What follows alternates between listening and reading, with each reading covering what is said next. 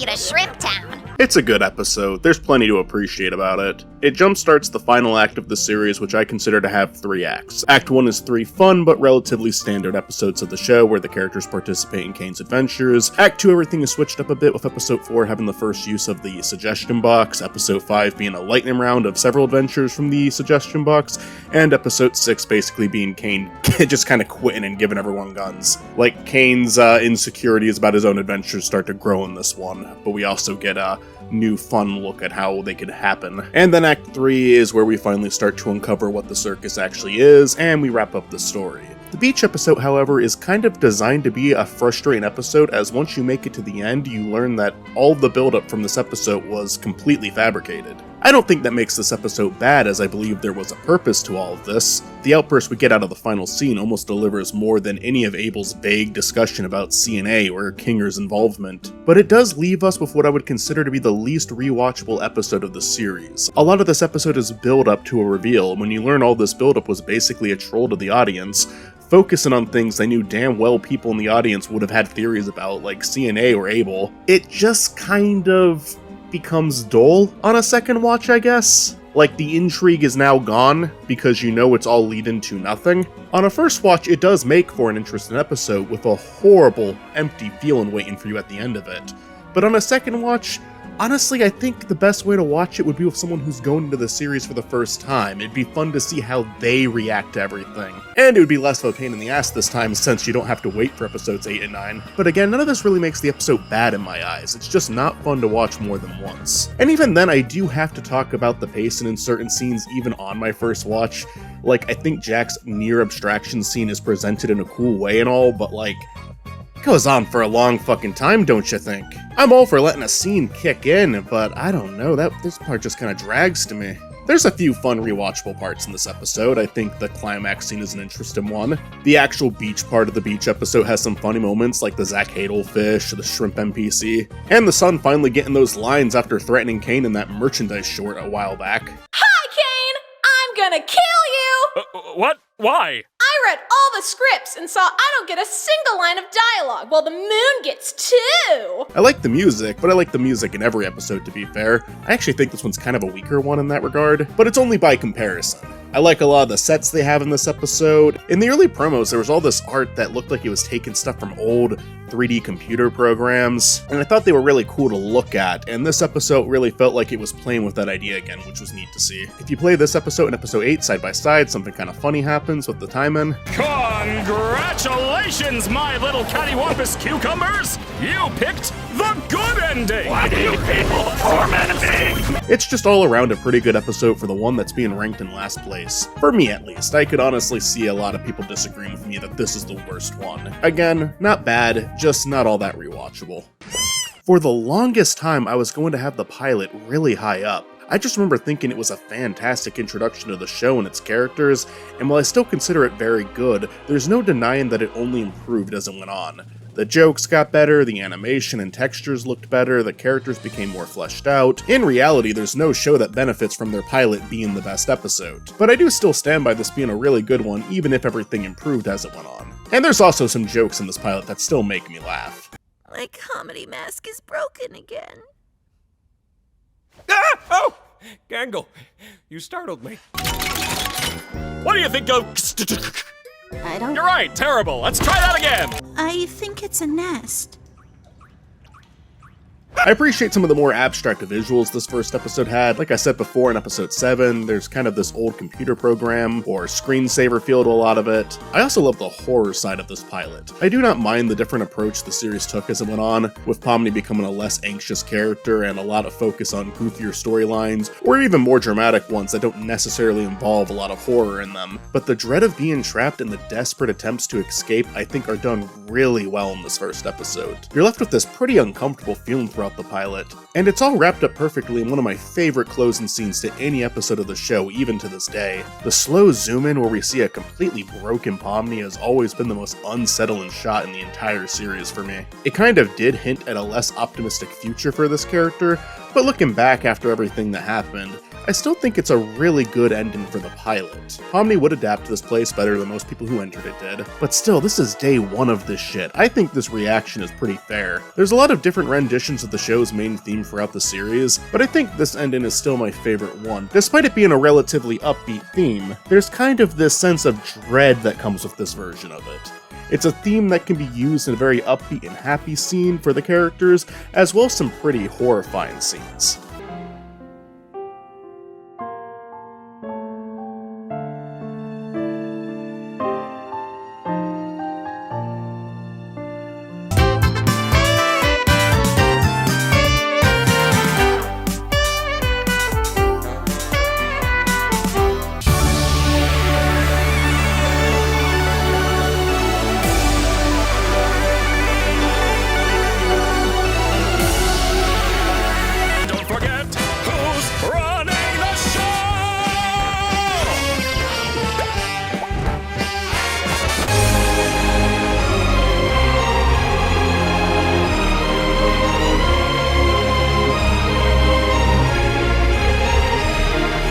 I think that's a sign of a great piece of music. Remember when you got high at McDonald's and told Gangle to kill herself? I was so ready to put this one in last place, you have no idea. It's not because I think it's not a good episode, obviously, I think the one I put in last place is a good episode, but boy does this episode make me feel like shit when I watch it.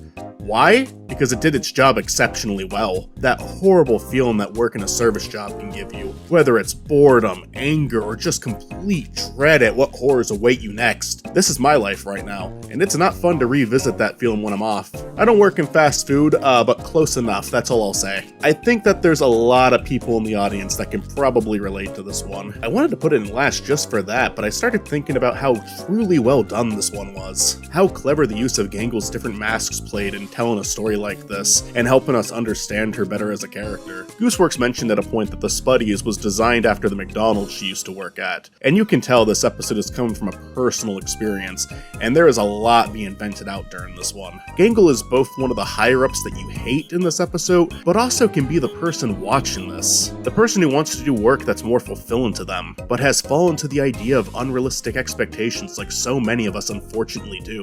But despite how miserable this episode makes me feel, there is a light at the end of the tunnel.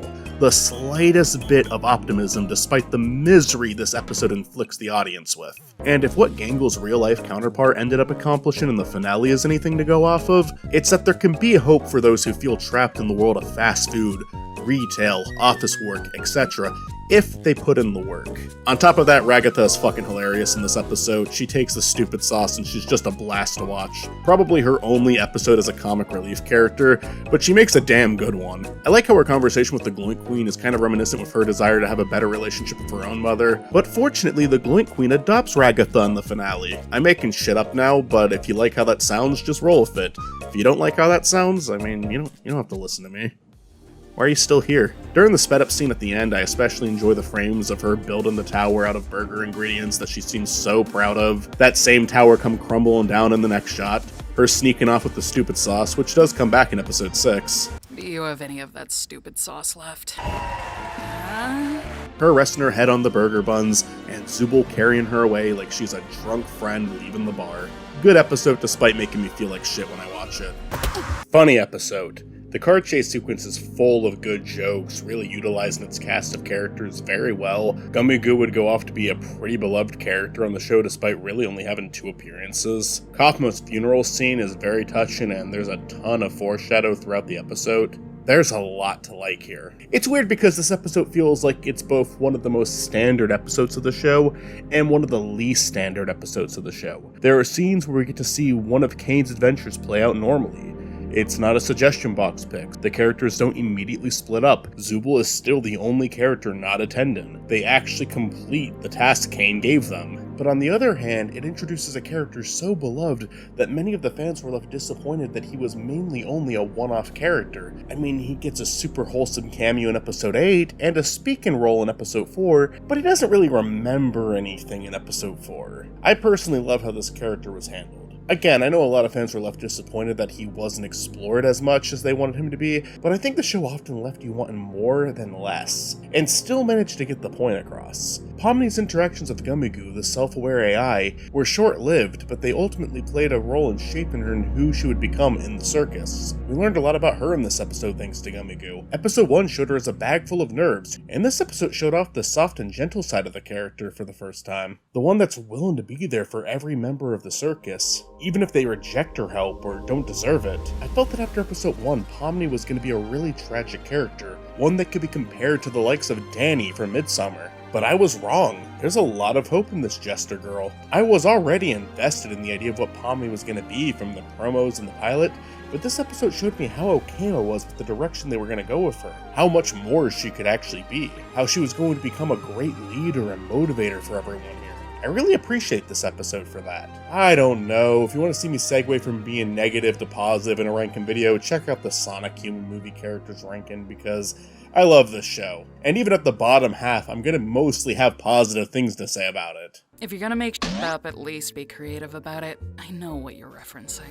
Really fun concept for this episode. After this episode, we don't really get to explore Kane's worlds all that much anymore, so I'm glad we got to see a lot of them in this episode. I feel a little bad for Gooseworks because she made this tweet towards the start of the series that people like to constantly bring up now as being horribly inaccurate, even though it's not really. Yes, episode 3 had a Kinger A plot and Zubel B plot. Episode 4 was undeniably a Gangle episode. Episode 6 was easily Jack-centered. And the last 3 were kept intentionally vague, so I don't know why anyone even tries to fight those. I see some people saying it's Jax, Jax, and Jax, but no.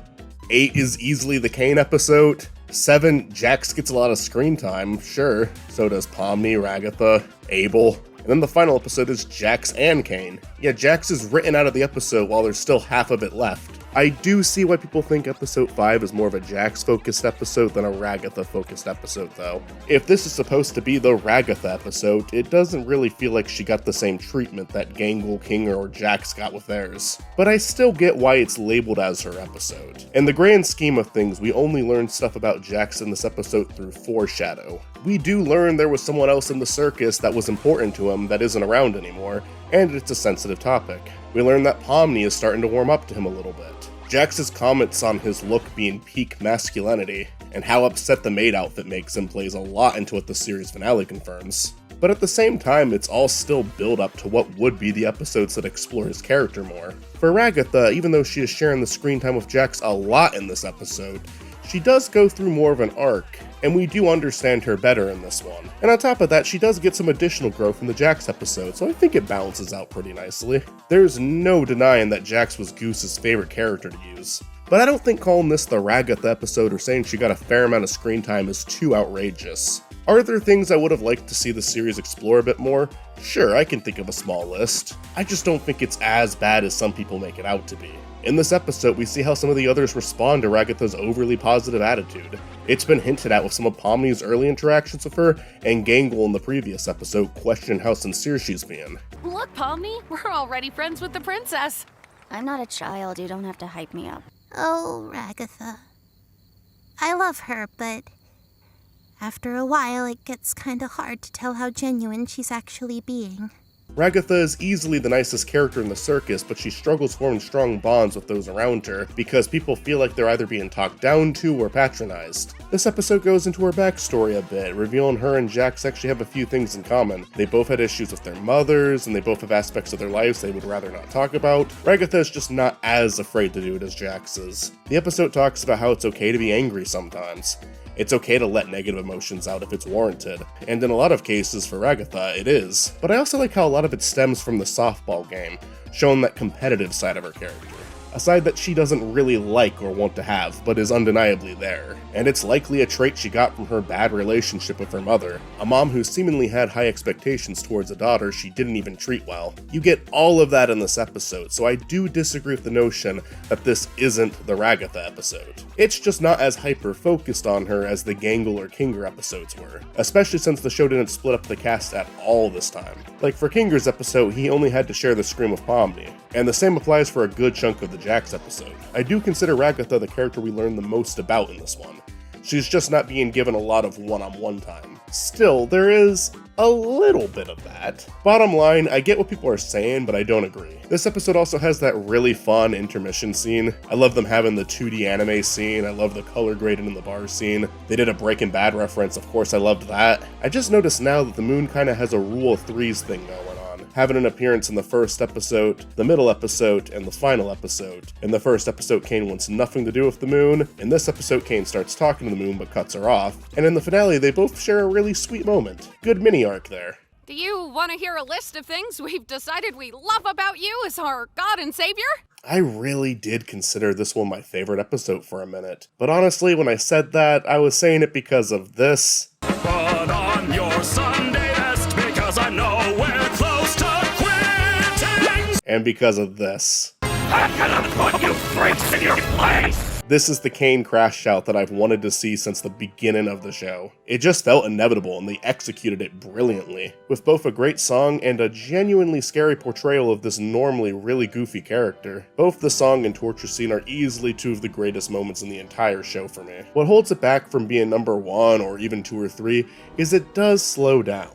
Like episode 7, there's a good bit of lore dumping and planning, and while it's fascinating on a first watch, it's still not the most rewatchable thing, even though the lore is actually real this time. Episodes 1 through 6 all move at such a fast pace, doing one bit after another. Or when it does slow down for a more serious moment, it's normally a really big moment in the episode. Episodes 7 or 8 are more focused on building to a climax, which is fair, but it results in the episodes having these moments that are really only interesting when you don't know what's going to happen. Once you know, they do lose a little bit of steam. But that isn't to say they're bad, I think they're necessary. But it's a ranking video. There's gotta be a reason that I like one episode more than the other, and yeah, that's my reason. Still, episode 8 has scenes that I love so much, and it's only being held back from being the best of the best. This to me is still one of the best episodes of the show. Kane is my favorite character and I both enjoyed seeing his crash out finally happen, while also at the same time being really sad for his character. I don't see Kane as this big evil guy. Even in this episode I don't feel that way about him. He is undeniably causing a lot of harm, but unlike Jax who intentionally inflicts pains onto others, 95% of the time Kane doesn't really know any better. And yeah, he's pretty fucking awful in this episode, but he was programmed in a way where he genuinely has a hard time of knowing what's right and what's wrong. And after everything that's happened, genuinely feels justified in what he's doing. To me, Kane is essentially a toddler throwing a temper tantrum in this episode. I could see why some people would have a hard time viewing him that way. I mean, yeah, what he does in that torture scene is pretty fucking despicable, but I think the whole not being human thing is what causes him to be that bad. I think it's all a bit more nuanced in this case. Great episode. Zubel, look at this cool bee I drew! I wish Kinger was my father. And I wish you didn't have the devil's spiky hair. It's probably no coincidence that all 3 episodes of a Kinger dad moment managed to make it to my top 3. Next to Kane, Kinger is probably my second favorite. He's really funny in his normal crazy form, and just the nicest freaking guy in his covered in darkness form. Pomni has a lot of heart-to-hearts of other characters throughout this series, but I think the one that she has of Kinger is the best of the entire series. And the build up to it is good as well, starting simply with the line, You know, I'm starting to think...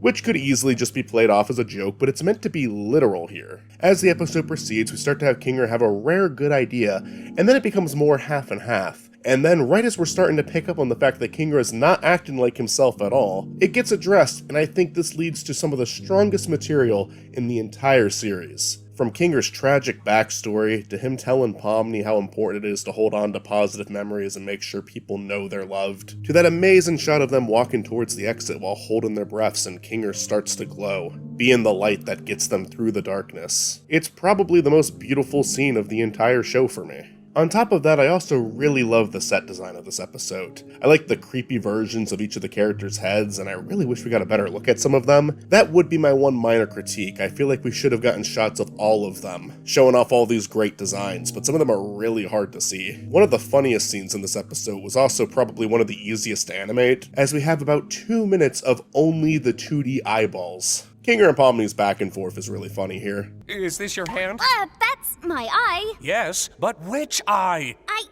really don't think that Will you stop touching my eye? Oh, yeah, sorry. What happened? I just remembered a really funny joke. Why did you scream then? Maybe it wasn't actually that funny. Oh my god. I could see some people being bummed out that the Zubel highlight episode had to be shared with Kinger, and Kinger definitely got the bigger slice of the pie. But another way to look at it is this is where we kind of unlocked Zubel as a character who's actually present from here on out. They do not appear in the first 2 episodes that much at all, but starting in episode 3, while they never quite take the starring role, they are significant to every single episode. Sometimes having a larger role than Kane or Kinger, Ragatha, Gangle, hell, I'd say at least tied with Pomni in the 4th episode. It was very in character for them to not get involved in things during those first 2, but now that the plot is forcing them to engage, we do start to learn a lot about them during the remaining episodes. I enjoy Kane's therapy session with Zubel. I think this episode did an especially good job with his expressions, and I do, in fact, really like that cool bee Kane drew. I'm right behind you, aren't I? This episode just has it all. For starters, I did want to explore more of the circus itself. Now, by episode 8, I'm definitely missing exploring Kane's different worlds, but at this point in the series, there was really only one episode where we spent any time in the circus, that being the pilot. So I enjoyed getting to see some of the different rooms and environments this place had. I think this episode has some of the funniest scenes. Kane just randomly breaking the rules and cursing after he made such a big deal out of it previously. Oni NG being a guest voice for Ming was a super nice surprise. The Daisy Bell sequence, lots of great moments. I think this episode does a good job getting into Pomni's head and helping you understand why someone would want to be friends with someone like Jax. Jax is a character that on the surface you should want nothing to do with. He's openly abusive towards other members of the circus, there's nothing subtle about his bad behavior, but when you try to look at it from the perspective of someone who's trapped here with a limited number of people to speak to, maybe that makes things a little bit more complicated. Jax is someone who at the very least is speaking truthfully to Pomni in the scene where they're shooting cans. He's not trying to act like everything is fine, but he is trying to embrace the situation they've been put in. Jax is the only character who's been able to get Pomni to laugh. They do genuinely work well together as a team, and as Jax lowers his guard, he does start to act like an actual human in this episode. Now, even though I can see why being friends with someone like Jax under these circumstances could be appealing for a little while, the reality of the situation sinks in pretty fast. I know that Jax has his issues and probably does want to be friends with Pomni deep down, but his shitty behavior towards her in the climax is not surprising whatsoever. It's kind of Pomni's reality check. Like, yeah, you chose to befriend the guy who physically assaults people. I know they live in a digital realm where they can't die, but they have established that pain is a thing these characters still feel. So none of his actions were ever harmless. I think both the exploration of how a bond like this could even form in the first place, and how reality comes sinking in, is what makes this one of the single most interesting episodes of the entire show to me. On top of that, we get more of Zubel and Gangle's relationship. I wouldn't call it the most important relationship in the show, but I would call it the best relationship in the show. Like, the way these two talk to each other is really healthy, and they're both people who bring out the best in one another. Zubel is helping Gangle stick up for herself and strike back a bit more, and Gangle is bringing out Zubel's soft side. It's a real yin and yang situation. Kinger and Ragatha's conversation is a really good one. It had been 3 episodes later, and I think everyone was ready for more Darkroom Kinger. On top of just being a really sweet scene, it also helps bring Ragatha's arc from the previous episode to a close. That episode really set up Ragatha's difficulty in connecting with people, and this episode really helped her find a solution to that problem. I heard from both fans and even some friends of mine that they thought this episode had way too many slow, emotional talking scenes, and I mean, 3 is a lot. I'm not going to deny that, but I think these are 3 of the biggest character dynamics of the show, and it's also done with structure. Like I said, Zubel and Gangle have a pretty strong relationship throughout the show. Pomni and Jax are arguably the 2 biggest characters of the show, and Kinger and Ragatha have been stuck there longer than anyone. The finale actually shows the 2 talking in the background frequently. It does seem like they were always close. But when it comes to the structure, I mean, it happens during a victory, during a failure, and during the middle of all of it. The failure duo ends up gaining something meaningful, and the victory duo ends up losing something. If I didn't think the dialogue was written well, or if I felt it was too melodramatic for me, I guess I might agree that 3 is too many, but I really enjoyed all 3 of the scenes, so I don't care that they did all of them. I think it worked out really well. Your secret's safe with me. I had to think hard about placing this one at number 1 because the finale did just come out recently, and I might just be right in the high of a climax that I found satisfying. Throughout my life, waiting for the finale of something always built up a lot of hype. So when I was finally watching it, knowing that I was saying goodbye to something that I really love, but also being able to see how it was going to finally wrap up, it created this feeling that enhanced the experience. It felt like watching the BoJack Horseman finale, the Better Call Saul finale, other web shows like Stupid Mario Brothers did this for me, and yeah, I was on that level with Amazing Digital Circus. I started following the show before it even came out because I was subscribed to Kevin Schremer's YouTube channel, and he was the director of animation on the show, and he posted a link to the first teaser. And I just immediately really liked the character designs. From there, I didn't miss a single premiere for any of the episodes. Hell, anyone else remember when the first episode aired on YouTube, something got messed up and the first few minutes got cut off? Yeah, the premiere of the show didn't contain the very start of the show because of an error on YouTube's end. Isn't that amazing? I saw the last act in theaters, but still caught the YouTube premiere of my friend Cass, who had also seen the movie in theaters, because I just really didn't want to let go of that tradition. I watched episodes 1 through 8 as they came out. I should watch episode 9 as it came out. So keeping all of that in mind, I watched the finale a couple more times, as well as one more rewatch of the entire series, to make sure this was actually my favorite episode. And you know what?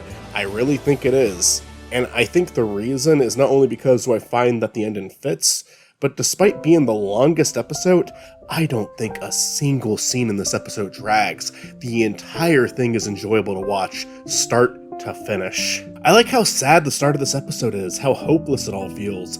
I don't want the entire episode to be like this or anything, but I think it's a good starting point. Put the characters in a hopeless situation that we can see them all get themselves out of. I like that the brain scans are acknowledged, but we don't dwell on it for too long. The characters are devastated by this news, and there is an implication of time passing before the other characters join Pomni and Kinger in fixing up the place. But we don't need an entire episode or even a first act of them all sulking. The scene with Pomni and Kinger talking is really nice. It's kind of Kinger's final scene in the series. I mean, he appears and speaks again after this, but this is his final scene as a highlighted character. And I think doing this at the start of the episode was perfect. I think this was a time where we all needed a little Kinger. And we needed a little bit of Pomni. Everyone's just so down and depressed, and for a good reason too. But these two give us a little bit of light that moves us into the next part of the episode. Everyone kind of gets their send-off moment in the finale, and this is a very effective one for Kinger. It's kind of the mindset you would need to adapt to in a situation like this, otherwise you'll end up the same way Jax did. Speaking of which, I really love the song that plays during Jax's final moments alive. The song offers us a little bit of hope for our core cast, while also having this very melancholy feeling when it comes to Jax. I love the instrumental part near the end of it. Not only do I love the way it sounds, but it paired with what is essentially Jax's final shots of being a living character makes it hit way harder on rewatches.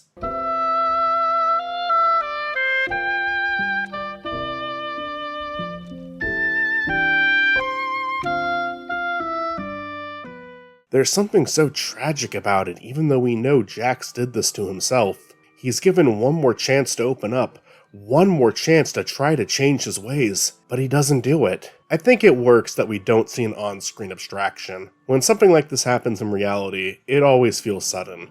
It hits you abruptly. This isn't supposed to be satisfying in any way. Sometimes, even if you felt like you saw it coming for a minute, and even if you tried to prevent it from happening, it can still hit you like a pile of bricks when it does. Also, just to be clear, I'm not trying to make any sort of statement with Jax by referring to him as a him. Different people have different opinions on which pronouns to use. Gooseworks has made it clear that she thinks either is okay. It's hard for me to really say because I know deep down Jax wants to be a she, but he never really accepted that side of himself. Maybe Leroy has, or will, or only has to a small group of friends. It's hard to know for sure. I know these things take time though. Just for good measure, I'm gonna go with she for the rest of this video. I really like the next scene with Pomni and Ragatha. It's very moving. If I had to list something I would have liked to see more of, it is their bond, because I won't lie, I think the scene could have hit even harder. I think the show has given enough context for me to believe the two are close, but I don't think it's shown enough of it for it to reach a full emotional impact, if that makes sense. It's like that 3-act structure thing I brought up at the start of the video. I think it applies to a lot of the story the show has, including the bond between Ragatha and Pomni. In episodes 1 through 3, Ragatha is trying to be Pomni's friend, up to the point where sometimes Pomni finds it annoying or is too traumatized to offer much of a response, but does learn by the end of episode 3 to appreciate how much Ragatha is trying to look out for her. In episodes 4 through 6, it's clear that the two are trying to be friends, but there's a bit of a disconnect. Ragatha's disconnect being caused by Pomni being more interested in talking to NPCs than her, or even getting closer with Jax, and Pomni's disconnect mainly just coming from the lack of things in common. They are both friendly to each other, but their interests are pretty different, and their interactions can be pretty awkward. You get the idea that outside of the circus, these two might not be friends. They wouldn't be enemies, but when you only have 5 other people you can interact with, most of the time you're going to talk to people you have more in common with. But by the end of episode 6, the two do start to communicate with each other better. And then in the final 3 episodes, yeah, I buy that they've become really close. They're paired up for most of the beach episode, the entire crew is together throughout episode 8, but Pomni and Ragatha often are on the same page. So yeah, I do think it's communicated well that they are good friends now. But it does feel like a lot of it happened off screen. That is one small note I have against the finale, but I still really like the scene. It's sweet and it has great music too. It's one of those notes where I would say a little bit more of this. But again, wanting more rather than less is a pretty good note to give a show. Yes, I do think this relationship could have been explored further, but enough is there for me to say, yeah, I accept this. This isn't poorly written. I just would like to see a little bit more of it. Next up, we get to see the different Jax rooms, and that was not only a good change of pace, bringing a lot more color back to what's been a very grayscaled episode, but also having a disturbing sense of humor. Depending on who's watching, you might get a laugh from some of these scenes, be horribly disturbed, or get a mix of both. They are presented in a more comedic way outside of maybe the choking scene, but there is always something kind of off with them. Like the Looney Tunes scene is really over the top and goofy, but there's something about that music that just makes the entire scene off-putting. I think the scene also very cleverly gives Gangle and Zubel a bit more screen time. Ragatha and Kinger already got their big series finale moments, and while Zubel and Gangle have one coming up closer to the end, I think if that's all they had, they would have felt very underused in this final episode. I think these two scenes allow the audience and voice actors to have a little bit more fun with the characters before saying goodbye, and I think that was needed. The first-person sequence from Jax's perspective was necessary for this episode to be at number 1 because it is just so brilliant. It offers so much of what the audiences wanted to see, hearing what Kaufmo was like and just physically seeing Ribbit. Like literally showing them was all they had to do to build hype for this episode. It was so built up that simply showing a second of Ribbit speaking at the end of the teaser for the finale was enough to make people go crazy. It's also interesting to see Jax act like a normal person for a brief amount of time. How great these 3 got along was fun to watch, but also really tragic knowing the fate of all of them. I wish these 2 were still around and Jax wasn't such a piece of shit. Every time I heard someone voice Kaufmo in like a fan thing years before this finale came out, they always gave him this goofy clown voice. I love that his regular voice is just a very chill, laid-back, deep voice.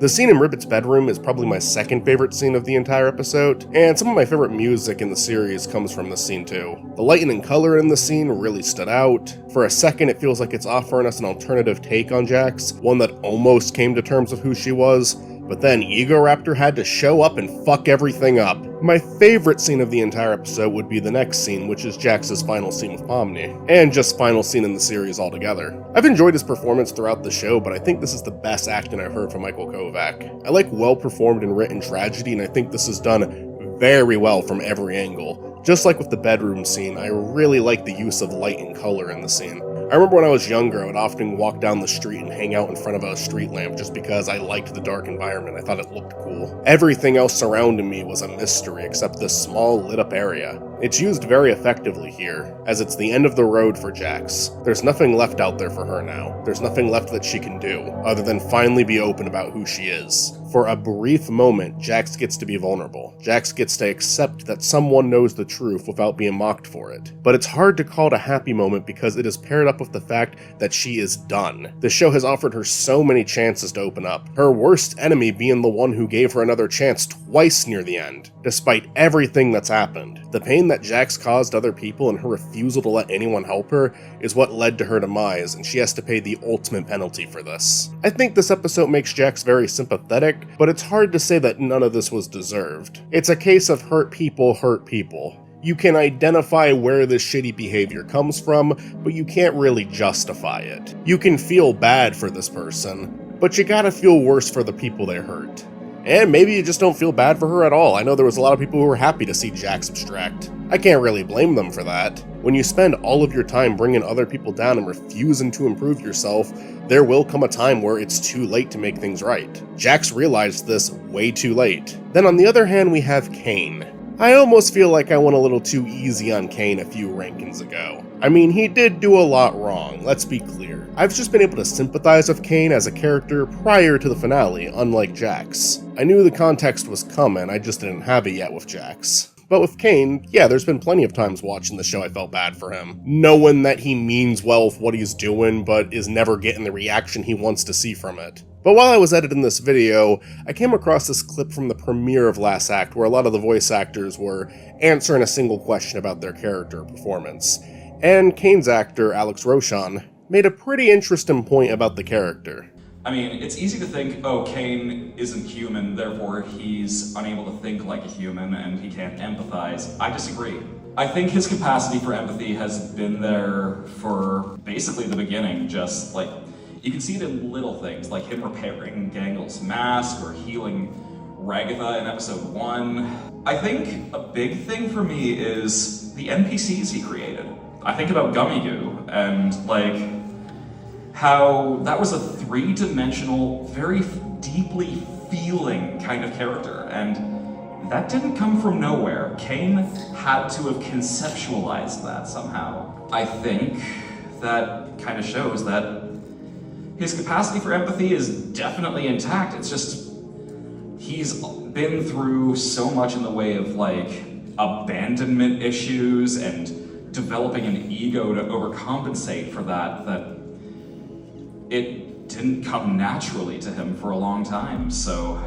I never saw Kane as a character who did not need to redeem himself, because he certainly did. Not just for the events of episode 8, but his unintentional harm in the first 7 episodes as well. There was this side of me that believed he couldn't be expected to understand the human condition like actual humans could, and while I think that is still true and even explored in the finale, as he does kind of start to understand why people wouldn't want to be trapped in the circus, whereas before it didn't make sense to him. I will say I do think Alex is probably right about Kane understanding what he was doing wrong. The difference between Kane and Jax isn't that Kane doesn't know any better and Jax does.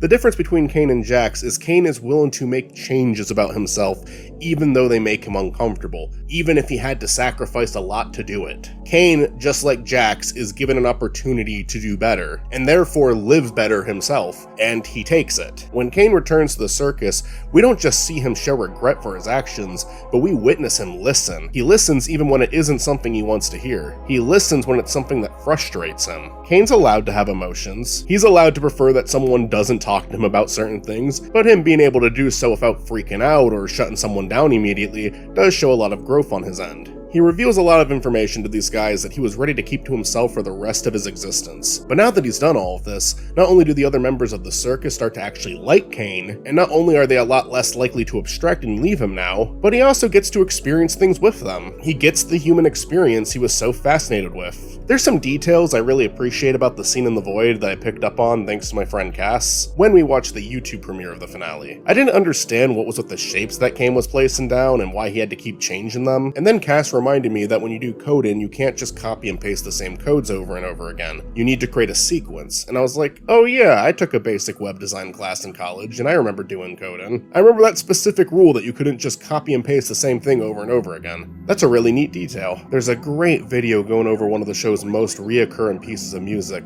the leitmotif, as the cool kids would call it. I'll link the video and recommend checking it out, but it was released before the finale and therefore doesn't go into the finale's music. I won't go into it too much, but it's used a few times in very significant scenes. I love its use in the void scene because most of the time it's playing what I assume is a very slowed down and lower version of it that's hard to make out. A distorted version, potentially. However, when Kane starts to understand his shortcomings, and that he needs to change, the music starts to become that same leitmotif we've heard throughout the show, but almost seamlessly whenever Kane tries to deny it or fight that side, it switches back to the less comprehensive version. After all, is their free will not what made them alluring in the first place? But they hate me. They abandoned me. They're from a world so much bigger than mine. I'm keeping them locked in a cage. They had their fun out there. It's my turn now! Very cool. I think this finale does give the show its purpose. It's the good that letting other people in can do for you and the harm that pushing them away can cause. It's the idea that even when you really messed up badly, you can still make an effort to be better and make things right to those you've harmed. Jax didn't ever take that chance, and she paid the ultimate price. Cain did take that chance, and even though he was terrified to do so, it led to everyone being happier, including himself. After all this, we get a nice scene of them learning who they were in the real world, and a nice montage of them living the rest of their days happy. I do have some questions still. Like, is there any remains of the other characters left in the abstracted forms? Because if so, the aquarium setting's kinda sad. I guess it's better than the cellar they were stuck in before, but like, are these blobs just like mindless? Do they have zero memories of who they once were, or are they just ever so slightly who they were? My impression is these characters are all gone. Like, they can't come back, and there's nothing left of them. Pomni interacted with Jax's abstracted form just early enough to be able to catch Jax before he disappeared for good. I have to imagine with the line, "I don't want to go," the implication that Jax is gone completely. But then it kind of makes their soft side with these abstracted forms a little bit more puzzling. I don't know, I guess that can just come down to how people deal with grief. That's just one part of the show that's a head scratcher to me. Also, I don't know how necessary the blue and red orb thing was. Like, I think it does make for some interesting discussion, and there are things in the show that I can kind of see foreshadowing that. And I even kind of really like the idea of the blue orb resembling Bubble, but I don't know if it is supposed to be that for sure, because Bubble is such a silly character 99% of the time. Really only shown a little bit more of a serious side in episode 8. I don't know, it's stuff that I don't dislike. I'm really not going to complain about not everything being explained because I don't need information spoon-fed to me, and I'm okay with some things being left vague, especially since so much wasn't left vague. But those are two factors that, yeah, I'm scratching my head a little bit. I'm a little bit curious to know what that was all about. But I may never get an answer to that, and honestly, I still consider this my favorite episode of one of my favorite web shows ever made. Like I said, just every scene in this episode was a blast to watch. The credits were a blast to watch. I think that this was a wonderful, creative, funny, well-designed, well-animated show with great music, one that wore its influences proudly but still had a very unique voice of its own. I'm going to miss checking out those premieres as they came out, but I am happy where the show went and how it concluded. So yeah, that's my ranking. And a small compilation of thoughts from watching this show. I enjoyed it. I liked it. Guys, we're literally having a sleepover with Jax and Pomni! Oh my god, it's time for bed, guys! Good night, Jax! Oh my god, good night, Pomni! Okay, guys, it's time for bed!